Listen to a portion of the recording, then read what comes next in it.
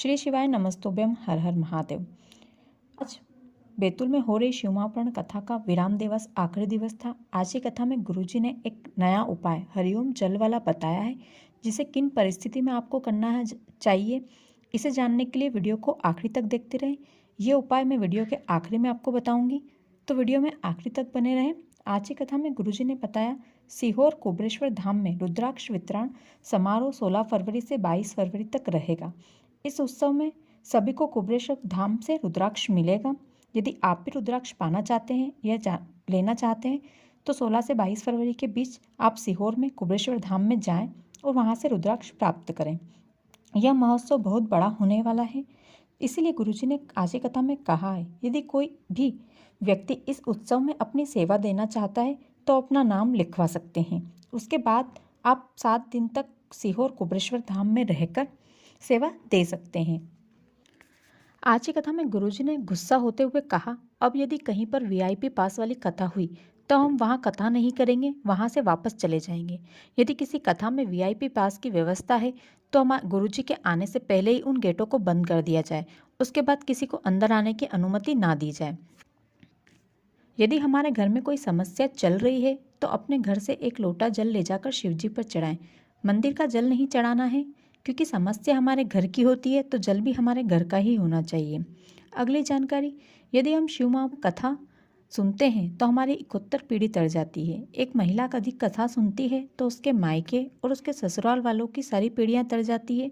और यदि एक पुरुष शिव महापुराण सुनता है तो वो जिस रास्ते से जाता है उस रास्ते में मिलने वाले हर एक व्यक्ति की पीढ़ी को वो तार देता है। आज की कथा की अगली जानकारी, गुरुजी ने बताया अमृत मंथन में सबसे पहले गौमाता निकली, उसके बाद विष निकला। तो सबसे पहले गाय के निकलने का कारण क्या था? क्योंकि अमृत मंथन में जो विष निकलने वाला था उस विष को जो भी पीता उसके कंठ में जलन होती और उसकी तपन को गौमाता के दूध से ही कम किया जा सकता है। इसलिए अमृत मंथन में सबसे पहले गौमाता निकली और इसीलिए शिवजी पर गौमाता का दूध चढ़ाया जाता है। आज की कथा का पहला पत्र किरण जी ने नागपुर से लिखा है। वे लिखती हैं, गुरुजी शिव की कृपा का क्या बखान करूं। एक बार मेरे पति को पैर में चोट लग गई और उस समय उन्हें शुगर की बहुत ज़्यादा बीमारी थी। उन्हें सभी दवाइयाँ और सब कुछ किया पर पैर सड़ने लगा। डॉक्टर ने पैर काटने का बोल दिया। तब मेरे पास में रहने वाले आपकी कथा के बारे में बताया। उन्होंने बताया पैर तो कटने ही वाला है, एक बार शिव पर जल चढ़ाकर और बेलपत्र चढ़ाकर फिर जल झेलकर अपने पति को पिलाओ और चढ़ी हुई बेलपत्र औषधि मांगकर अपने पति को खिलाओ, देखते हैं कुछ चमत्कार हो जाए तो मैंने ऐसा ही किया। और जब कुछ समय ऐसा करने के बाद हमने उसके बाद डॉक्टर को चेक करवाया तो डॉक्टर ने बताया कि इनकी शुगर कंट्रोल हो चुकी है और पैर काटने की ज़रूरत नहीं पड़ेगी। हम बाबा को यहाँ कथा में धूप लगाने आए हैं। आज की कथा का दूसरा पत्र दीपिका जी ने बैतूल से लिखा है। वे लिखती है, गुरुजी मेरे यहाँ 7 साल हो गए थे, कोई संतान नहीं थी। लोग अपशब्द बोलने लगे थे, बुरा भला बोलने लगे थे।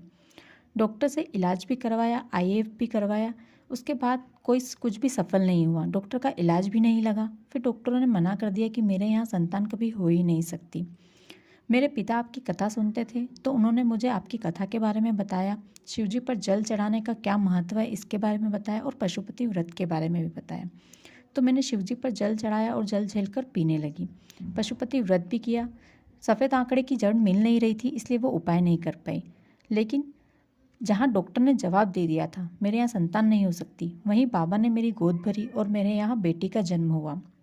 आज की कथा का तीसरे पत्र में लिखा था, गुरुजी विराम के दिन का क्या फल होता है, उसका क्या बखान करूं। आप कहते हैं कि कथा के आखिरी दिन जो भी बाबा से मांगो बाबा अवश्य देते हैं। तो एक बार मैंने कथा के आखिरी दिन अपने मन की बात बाबा से कही और वहाँ से आकर मैंने पशुपति व्रत किए। मैंने कथा के आखिरी दिन बाबा से जो भी मांगा था बाबा ने मेरी मनोकामना पूरी करी। मैंने बाबा से मांगा था मेरे MBBS में चयन करवा दें बाबा, और बाबा ने मेरी मनोकामना पूरी की। मैं यहाँ पर बाबा को धूप लगाने आई हूँ। आज की कथा का अगला पत्र सुषमा जी ने नागपुर से लिखा है।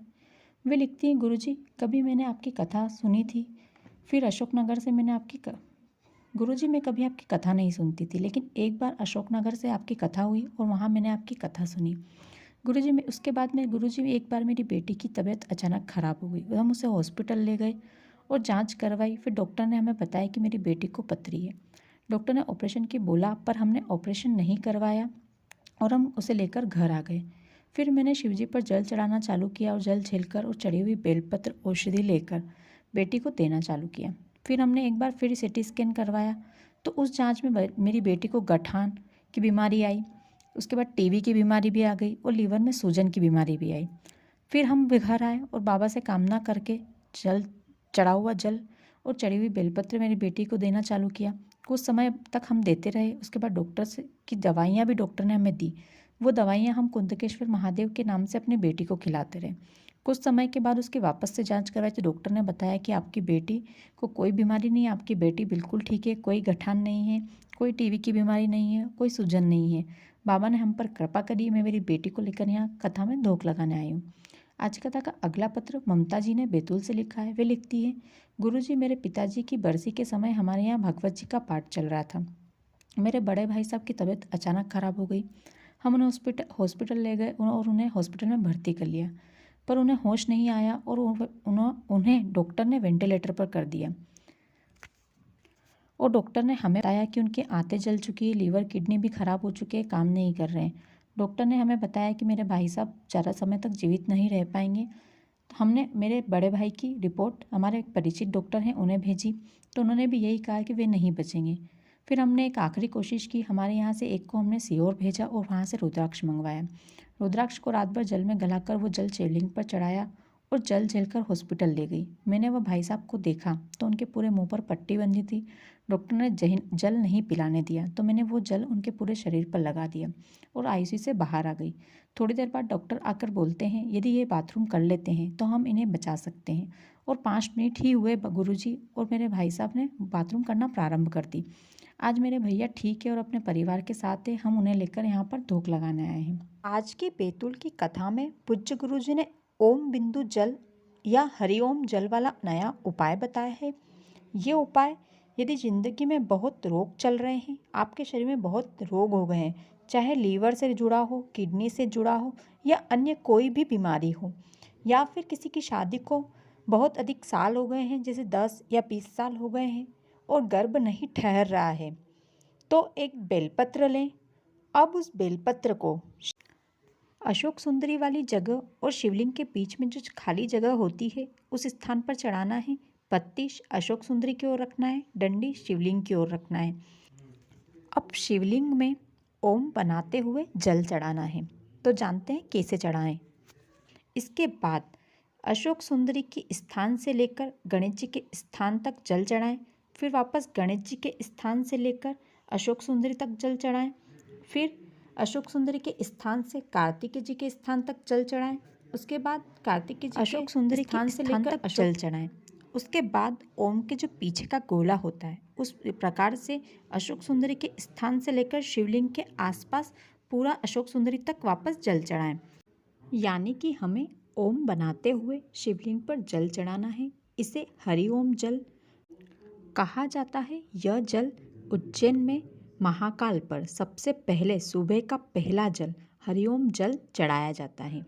यह उपाय आप कॉम्पिटिटिव एग्ज़ाम में पास होने के लिए भी कर सकते हैं। आज बैतूल में हो रही शिवपुराण कथा का समापन दिवस था। आज से बैतूल में हो रही शिवपुराण खत्म हो चुकी है। अब गुरुजी की अगली कथा 23 दिसंबर से 29 दिसंबर तक college ground, camp road, Malegaon, Nashik, Maharashtra में होगी।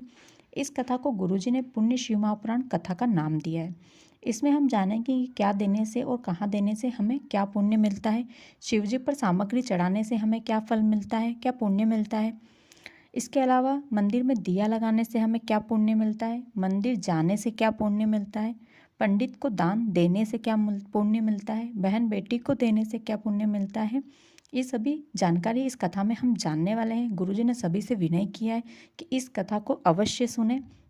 यदि आप इस कथा में जाना चाहते हैं तो अपने चैनल पर एक वीडियो डालूंगी जिसमें आपको बताऊंगी कि आप इस कथा के पंडाल में कैसे जा सकते हैं, वहाँ पर क्या क्या व्यवस्था होगी। इस कथा की संपूर्ण जानकारी इस वीडियो में रहेगी।